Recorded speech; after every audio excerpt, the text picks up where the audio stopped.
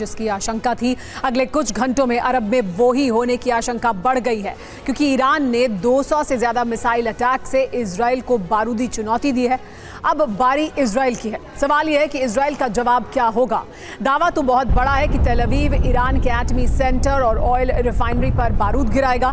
TV9 पर Israel, Lebanon और Iran के बीच जंग की सबसे बड़ी कवरेज भी जारी है। TV9 वॉर जोन बैरूत से आपको हर खबर के साथ तस्वीरें भी दिखा रहा है। हर खबर हम सबसे पहले आप तक पहुंचा रहे हैं।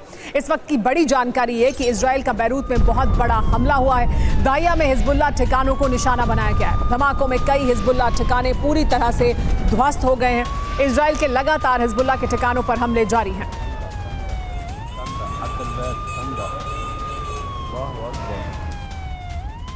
इजराइल जिस तरह के हमले कर रहा है उसके ताबड़तोड़ हमलों से दहला है बैरूत। बैरूत के कई इलाकों में भीषण बमबारी हुई है।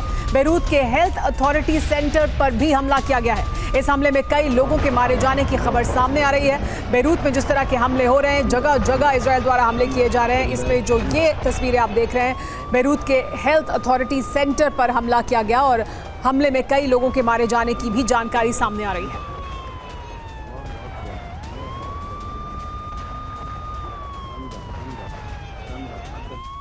तो एक तरफ हवाई हमले तो दूसरी तरफ लेबनान में इजराइल का ग्राउंड ऑपरेशन भी जारी है। इजरायली मिलिट्री ने जारी किया है वीडियो। लेबनान में 2 किलोमीटर अंदर तक घुसी है मिलिट्री। इजरायली डिफेंस फोर्स ने जानकारी दी है कि 2 किलोमीटर अंदर तक वो दाखिल हो चुके हैं लेबनान में। तस्वीरें देखिए ग्राउंड ऑपरेशन की। इजरायली मिलिट्री ने वीडियो जारी कर ये बताया है कि 2 किलोमीटर अंदर तक वो पहुंच चुके हैं लेबनान में।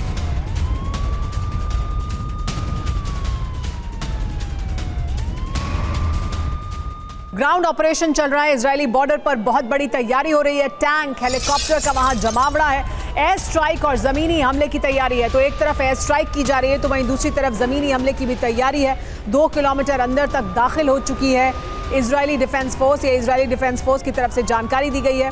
टैंक और हेलीकॉप्टर का जमावड़ा बॉर्डर पर मौजूद है इस वक्त लेबनान सीमा के साथ।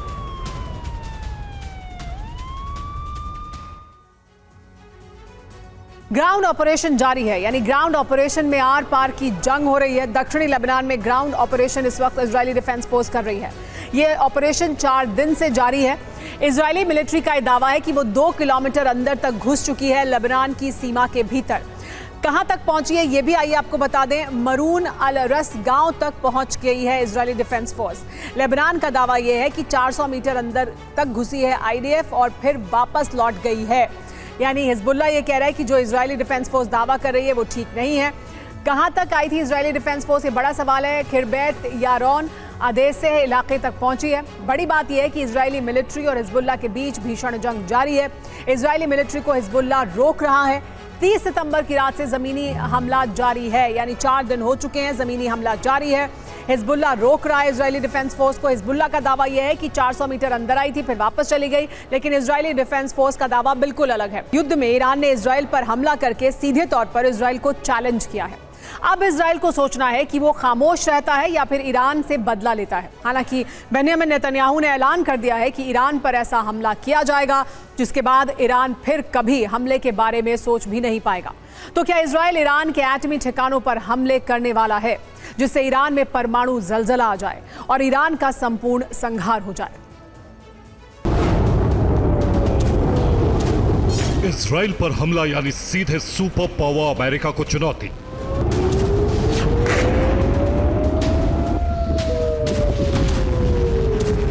अब अरब धधक उठेगा क्योंकि अरब में युद्ध का सबसे विध्वंसक दौर शुरू हो चुका है।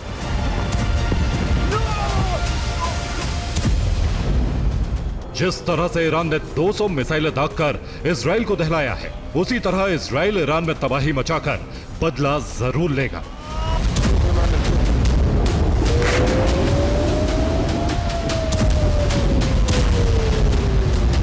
और यह बदला कितना खौफनाक हो सकता है, इसका ट्रेलर लेबनान में दिख चुका है।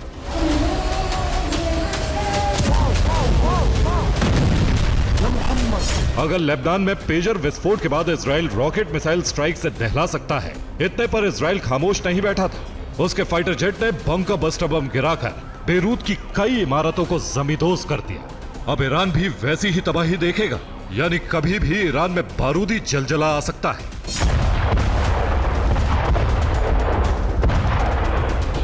आज की रात भी इजराइल के लिए कयामत साबित हो सकती है। ईरान पर हमले को लेकर कई इमरजेंसी मीटिंग हो चुकी है। ये एक मीटिंग की तस्वीर है। इस मीटिंग में chief of general staff, Shin बेत का चीफ और मोसाद के चीफ कमांडर मौजूद थे।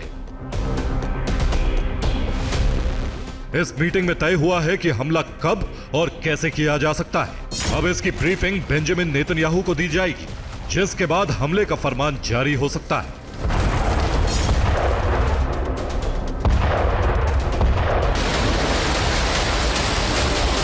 अब सवाल उठ रहा है, इजराइल के हमले का दायरा क्या हो सकता है? क्या गाजा और लेबनान की तरह बड़ा ऑपरेशन चलाया जाएगा या फिर एक ही हमले में ईरान को बैकफुट पर लाने की कोशिश की जाएगी? क्योंकि ये तस्वीर साफ हो चुकी है, ये युद्ध दोनों ही देशों के अस्तित्व के लिए गेम चेंजर साबित होने जा रहा है।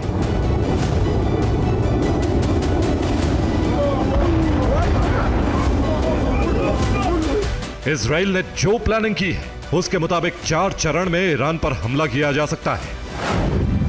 पहले फेज में ईरान के 3 ठिकानों को ध्वस्त किया जाएगा, तेल ठिकाने, सैन्य ठिकाने और मिसाइल लॉन्चिंग साइट। दूसरे चरण में ईरान के नेवल बेस तबाह किए जाएंगे, साथ ही समंदर में तैनात ईरानी युद्धपोत पर भी हमला हो सकता है। जबकि तीसरे चरण में ईरान में टारगेट किलिंग का सिलसिला शुरू हो सकता है। इस ऑपरेशन की कमान मोसाद के पास रहेगी।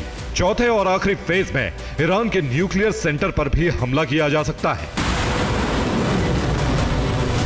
अगर ईरान पलटवार करता है तो इसके अलावा बेंजामिन नेतन्याहू लगातार अमेरिका के संपर्क में है।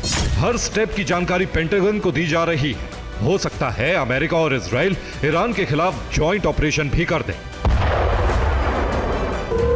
बेंजामिन नेतन्याहू तमतमा रहे हैं और उनके गुस्से को ईरान से आ रही जश्न की तस्वीरें और बढ़ा रही हैं, क्योंकि ईरान इसे एक बड़ी जीत मान रहा है। वैसे भी गाजा और लेबनान में जो कुछ इजराइल ने किया, उसके बाद ईरान इस हमले को इजराइल से बदले का प्रतीक बता रहा है। अब इजराइल की बारी है। वो कैसे ईरान के जश्न को जहन्नुम में बदलता है। अगर वो ऐसा कर पाया तो मिडिल ईस्ट में सारे समीकरण बदल जाएंगे।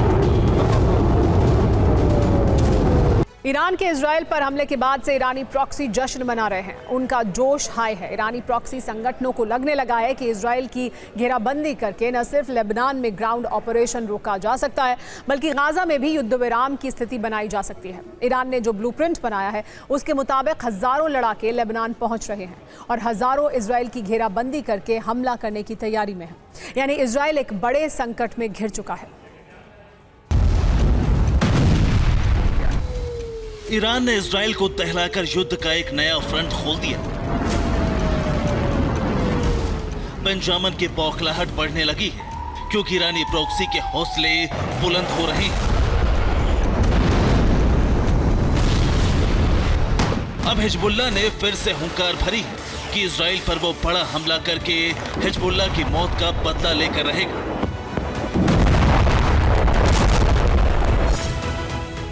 ऐसे में इजराइल बड़े संकट में घिर गया है। एक तरफ उसने लेबनान में ग्राउंड ऑपरेशन तेज कर दिया है, दूसरी तरफ वो ईरान पर हमले की तैयारी कर रहा है, क्योंकि उसे ईरान से बदला लेना है।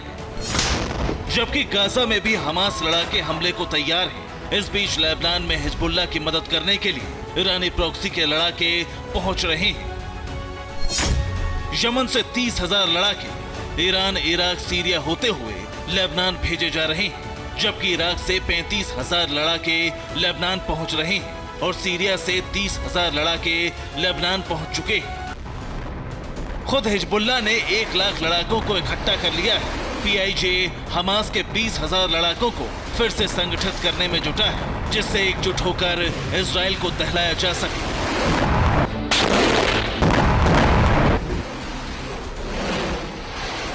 दरअसल हिजबुल्लाह का पूरा फोकस इजराइल का ग्राउंड ऑपरेशन रोकना है। किसी भी तरह से वो लितानी नदी तक नहीं पहुंच पाए। हालांकि इजराइल ग्राउंड ऑपरेशन के अलावा एयर स्ट्राइक भी कर रहा है, जिससे लेबनान के लोग दहशत में हैं। वो लेबनान छोड़कर सीरिया भाग रहे हैं।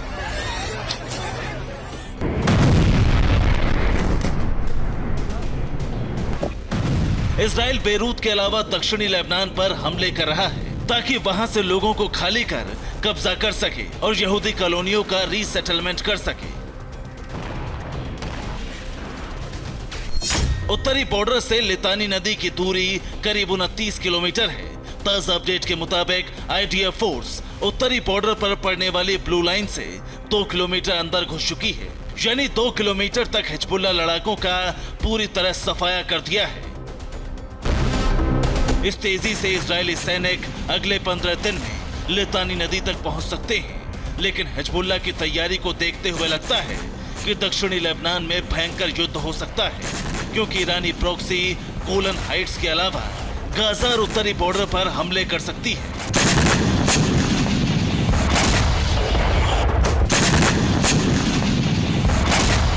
और इसके पीछे ईरान है, जो लगातार ईरानी प्रॉक्सी को बारूद भेज रहा है। ईरान ने ही लेबनान को बचाने का ब्लूप्रिंट तैयार किया है।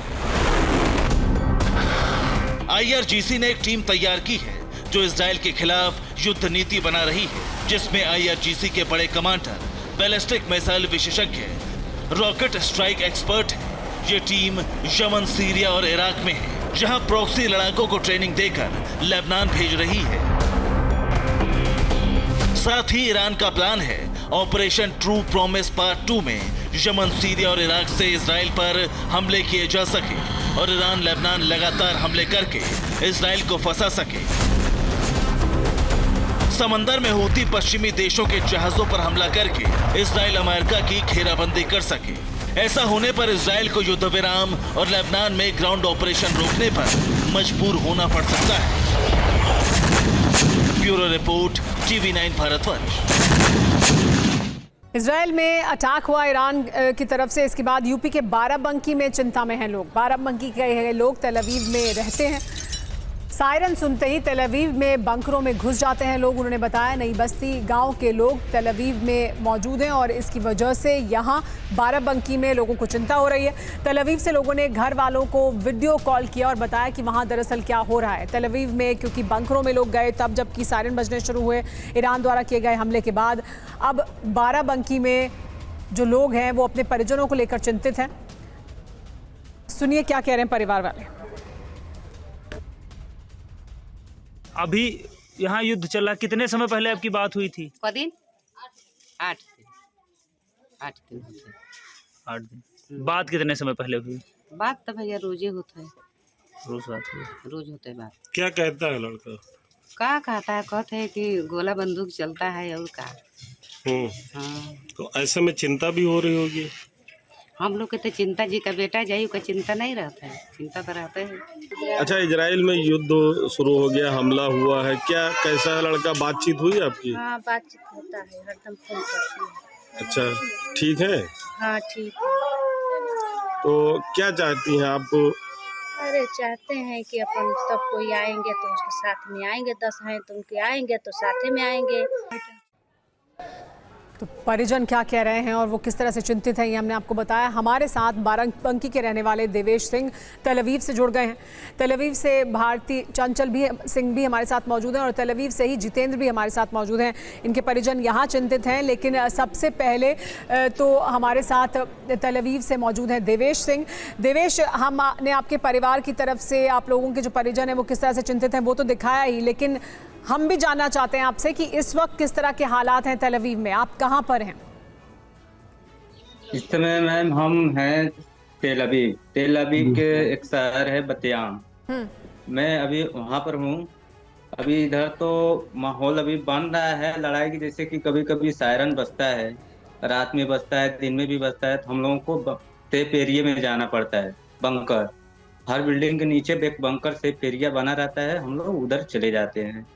उसके बाद 10 मिनट तक उधर ही रहते हैं। 10 मिनट के बाद फिर हम लोग वापस अपने रूम में, अपने घरों में आते हैं। जी, हमारे साथ चंचल सिंह भी मौजूद है, उनसे भी बात करते हैं। चंचल, देवेश ने बताया कि कैसे जब एयर रेड सायरन बजते हैं तो आप बंकर में चले जाते हैं, लेकिन आप सुरक्षित महसूस कर रहे हैं तेल अवीव में? ईरान ने जो हमला किया उसके बाद अभी वहाँ पर क्या माहौल है? क्या लगता है लोगों को कि क्या और हमला किया जा सकता है, कि उसको लेकर क्या किसी तरह का लोगों के मन में इस वक्त डर है कि और हमले होंगे? जी बिल्कुल, डर तो है ही है, सबके मन में डर है, क्योंकि ऐसा माहौल ही बन गया है। पहले गाजा से लेबनान से होता था तो थोड़ी बहुत डर था, लेकिन ईरान भी इस लड़ाई में आ गया है, तो डर तो सभी को बना हुआ है। और फिलहाल यहाँ की जो टेक्नोलॉजी इतनी फास्ट है, उस पर थोड़ा बहुत विश्वास है हम लोगों को। जैसे कि कोई भी हमला होने से पहले हम लोग के मोबाइल पे एक इमरजेंसी अलर्ट आ जाता है, जिससे कि हम लोग पहले ही सावधान हो जाते हैं और जितनी जल्दी हो सके हम जाके बंकर में छुप जाते। जैसा एक शेल्टर रूम है, जस्ट हमारे रूम के बगल में ही शेल्टर रूम आप देख सकते हैं, मैं आपको दिखा सकता हूँ। ये शेल्टर रूम है, दिखाइए दिखाइए। इमरजेंसी अलर्ट आता है तो आके सुरक्षित थोड़ा बहुत महसूस करते हैं। तो आपको, आप जहाँ पर हैं वहाँ हर जगह इस तरह के शेल्टर रूम और बंकर्स मौजूद हैं, आपको पहले ही अलर्ट आ जाता है, आप बता रहे हैं, और फौरन आप जाते हैं। आप हमें दिखाएं, अगर आप शेल्टर रूम दिखा पाएँ हमें, जहाँ पर आप चले जाते हैं जैसे ही आपके पास ये मैसेज आता है। हम इसलिए भी कोशिश कर रहे हैं कि हम ये सब दिखाएं ताकि आपके परिजन जो देख रहे हैं वो भी और संतुष्ट हों कि जहाँ आप हैं वहाँ पर आपकी सुरक्षा के तमाम बंदोबस्त किए गए हैं। बिल्कुल, देखिए मैं शेल्टर रूम का फ्रंट जहाँ एंट्री करते हैं हम लोग जी, किस ये दरवाजे एल्युमिनियम के और कितने हैवी भी दरवाजे लगे हैं सेफ्टी के लिए। और ये अंडर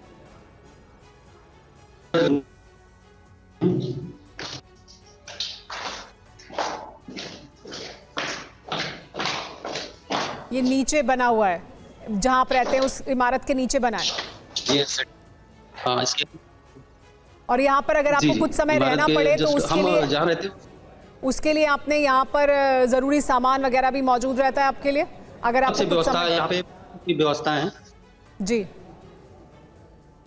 हाँ जी बिल्कुल, मैं आपको दिखा सकता हूँ। देखिए दिखाइए, ये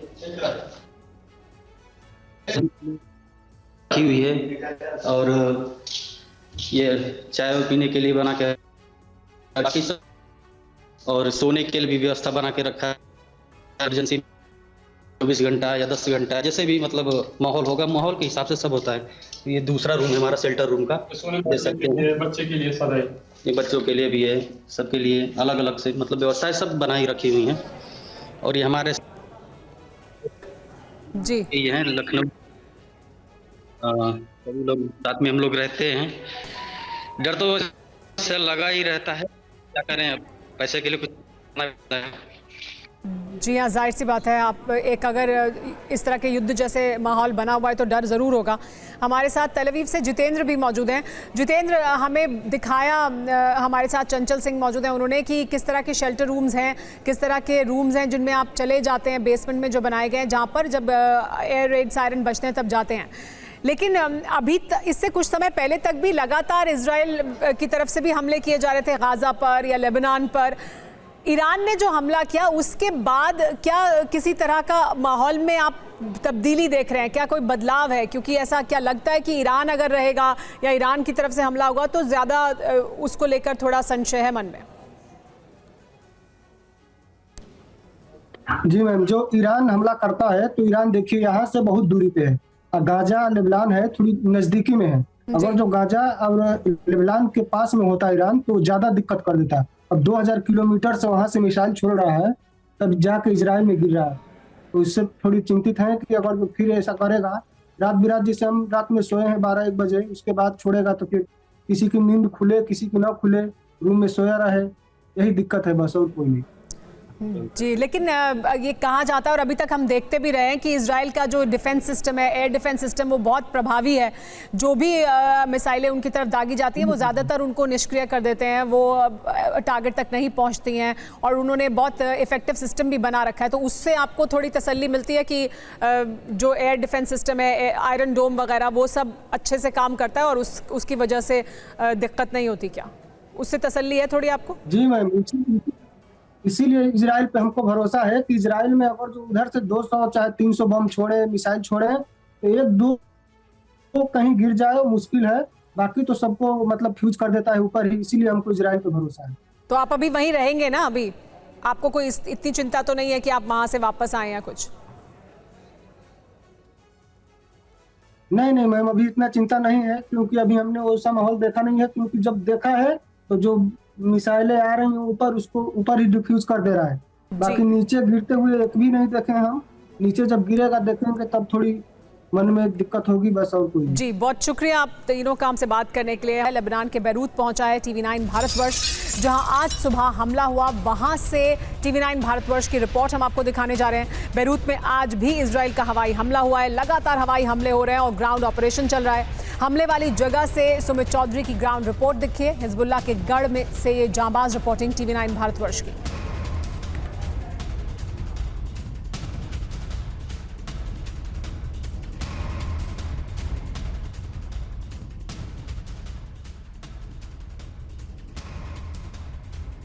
तो देखिए ये तस्वीरें उस वक्त की हैं तब जब वो रिपोर्टिंग कर रहे थे, जब वो पहुंचे यहाँ पर। तो जहाँ हैं इस वक्त देखिए आप उनके आसपास देख सकते हैं, ये वो जगह है जहाँ पर एयर स्ट्राइक की गई है।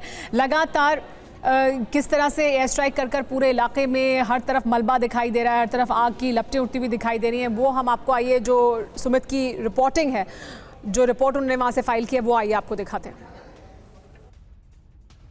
हम इस समय मौजूद हैं बेरूत के हारेट इलाके के अंदर, जिसने इजराइल ने अभी अभी थोड़ी देर पहले अटैक किया है। आप सायरन सुन सकते हैं, धुआं की गंद। मैं आपको बताऊं कि पूरे इलाके में थोड़ी देर पहले इस इलाके को खाली करने के लिए कह दिया गया है, खासतौर पर इजराइल की तरफ से, क्योंकि इजराइल अब इन इलाकों को टारगेट कर रहा है। और अगर आप देखें ये पीछे घरों के अंदर आग लगी आप देखेंगे, और ये पूरी बिल्डिंग को तबाह कर दिया गया है। इस समय TV9 भारतवर्ष आपको लेबनान से, खासतौर पर बेरूत के आसपास के उन इलाकों से रिपोर्टिंग करके दिखा रहा है जहां पर इस समय अटैक हुए हैं इजराइल ने। ये देखिए, अगर आप देख रहे हो कि ये पूरे इलाके पर अभी बम्बारमेंट की गई है। यहाँ पर आप देख सकते हैं कि इन सारी बिल्डिंगों को खाली कर दिया है। ये बेरूत के पास के वो इलाके हैं ताहिया के, जहाँ पर लगातार इन इलाकों में अभी इजराइल की तरफ से अटैक किए गए हैं। ये हेरेट है, और मैं आपको बता रहा हूँ कि कैसे हेरेट के इस इलाके में इजराइल ने साफ तौर पर कह दिया है कि कुछ ही मिनटों में यहाँ के लोग यहाँ से खाली करते हैं। अगर आप देखें, ये देखिए, अगर आपको मैं तस्वीरें दिखाऊं, क्या इलाका है। पूरी तस्वीर आप देखें कि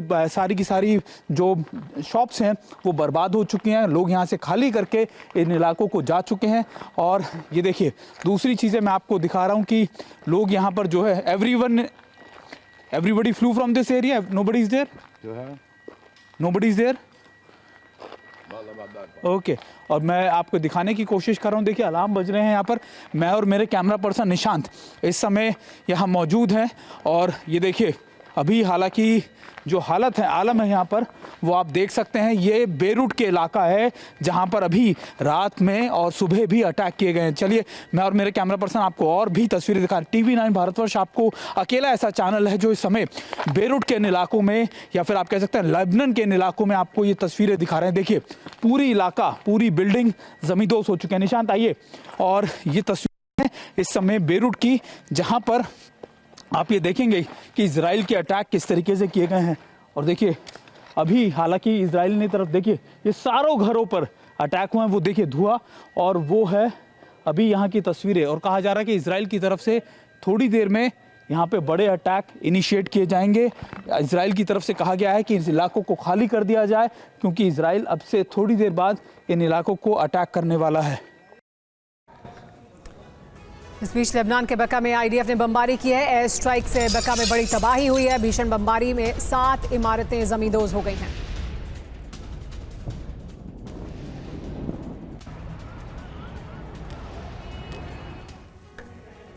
इजराइल के सीरिया में भीषण हमले हुए हैं। दमिश्क में IDF ने हवाई हमले किए। इजरायली हमले में धुआं हो गया दमिश्क। तो दमिश्क पर भी इजराइल ने हमले किए हैं। इजराइल की तरफ से ईरानी जो प्रॉक्सी जहां मौजूद हैं, जहां लगता है इजराइल को कि यहां से हथियारों की सप्लाई की जाती है, वहां पर हमले किए जा रहे हैं। दमिश्क में इजराइल ने बड़े हमले किए हैं।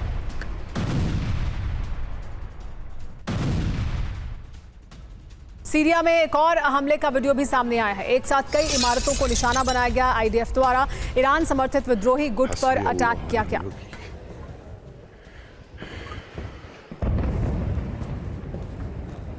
ये हमले के वक्त की तस्वीरें हैं। हम आपको अलग अलग वीडियो दिखा रहे हैं जो सामने आए हैं कि किस तरह से सीरिया में हमला किया गया है IDF द्वारा। IDF ने एक तरफ सीरिया पर हमले किए हैं तो दूसरी तरफ लेबनान में हमले कर रहा है।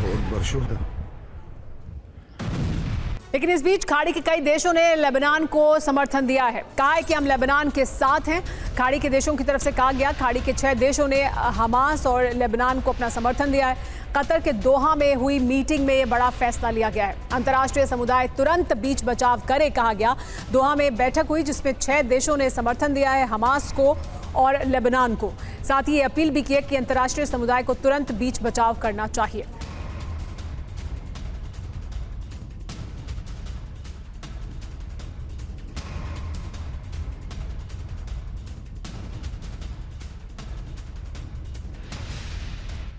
लेकिन देखिए युद्ध के मैदान में क्या हो रहा है। TV9 भारतवर्ष ग्राउंड जीरो पर मौजूद है। आप अंदाजा लगा सकते हैं कि वो जगह जहां पर बम गिर रहे हो, जहां पर बम फट रहे हो, जहां पर एयर स्ट्राइक की जा रही हो, वहां खड़े रहना, वहां से रिपोर्टिंग करना कितना मुश्किल होता है। वहीं पर मौजूद हैं TV9 भारतवर्ष के संवाददाता सुमित वहां पर मौजूद हैं, साथ ही उनके साथ कैमरा पर्सन निशांत वहां पर मौजूद हैं और ग्राउंड जीरो से रिपोर्टिंग कर रहे हैं। इनकी रिपोर्टिंग को आप लगातार देखिए, क्योंकि बहुत हिम्मत की जरूरत होती है ऐसी किसी युद्ध के मैदान से रिपोर्टिंग करने के लिए। एक बार फिर आपको बताते हैं लेकिन युद्ध के मैदान में हो क्या रहा है। खाड़ी देश वर्सेस इजराइल अब ऐसा लगता है कि दिखाई दे रहा है, क्योंकि एक साथ आए हैं 6 खाड़ी देश। खबर क्या सामने आई है बता दें। लेबनान के समर्थन में है खाड़ी के कई देश। दोहा में लेबनान को लेकर एक बड़ी बैठक हुई। लेबनान पर जो ग्राउंड ऑफेंसिव शुरू हुआ है इजराइल का, उसको लेकर एक बड़ी बैठक थी। खाड़ी सहयोग परिषद की बैठक थी जिसमें खाड़ी के 6 देश बैठक में शामिल हुए। समर्थन में कौन कौन से देश हैं जान लीजिए। UAE, सऊदी अरब, कतर, बहरीन, कुवैत और ओमान, ये तमाम देश समर्थन में हैं। यहाँ फैसला क्या लिया गया वो भी जानना जरूरी है। कहा है कि जंग में लेबनान के साथ हमास को भी समर्थन दिया गया। लेबनान पर हमला तुरंत रोका जाए, इस क्षेत्र में सुरक्षा और स्थिरता बनाए रखना जरूरी है, ये कहा गया है। अंतर्राष्ट्रीय समुदाय को बीच बचाव करना चाहिए। सुरक्षा परिषद का प्रस्ताव है 1701, उसे लागू होना चाहिए। तो ये जो प्रस्ताव जिसकी बात की जा रही है कि इसे लागू होना चाहिए 1701, ये दरअसल है क्या 1701। दरअसल ये प्रस्ताव ये है कि संयुक्त राष्ट्र सुरक्षा परिषद का प्रस्ताव 14 अगस्त 2006 को लागू हुआ था। लेबनान और इजराइल के बीच ये लागू कराया गया था, क्योंकि 2006 में भी इजराइल ने लेबनान पर हमला किया था और युद्ध हुआ था लेबनान और इजराइल के बीच। लेबनान और इजराइल के बीच सीमा रेखा का निर्धारण किया गया था इस प्रस्ताव के तहत। अब ये जो खाड़ी के देश है मांग कर रहे हैं कि इस प्रस्ताव को लागू किया जाना चाहिए और इसका उल्लंघन नहीं होना चाहिए। लेबनान के दाइया में इजरायली सेना ने हमला किया है। ग्राउंड ऑपरेशन के दौरान विध्वंसक हमला किया गया। हिजबुल्लाह के गढ़ में भीषण बमबारी की गई है। तो दाइया में ही मौजूद है TV9 भारतवर्ष भी, वहां से हमने आपको रिपोर्ट भी दिखाई है। दाइया में ग्राउंड ऑपरेशन के दौरान विध्वंसक हमला किया गया है। तो एयर स्ट्राइक यहाँ लगातार हो रही हैं। ग्राउंड ऑपरेशन किया जा रहा है इजरायली डिफेंस फोर्स द्वारा। उनका दावा यह है कि वो 2 किलोमीटर अंदर तक दाखिल हो चुके हैं। लेकिन इस बीच किस तरह से धमाकों के बीच से TV9 भारतवर्ष रिपोर्टिंग कर रहा है वो भी आपको देखना चाहिए। लेबनान के कई शहरों पर इजराइल ने हमला किया है। हिजबुल्लाह के गढ़ में एयर स्ट्राइक की है। 24 घंटे में 46 लोगों की मौत हो गई है। इस हमले में 85 से ज्यादा लोग घायल हुए हैं। लेबनानी स्वास्थ्य मंत्रालय ने रिपोर्ट जारी की है।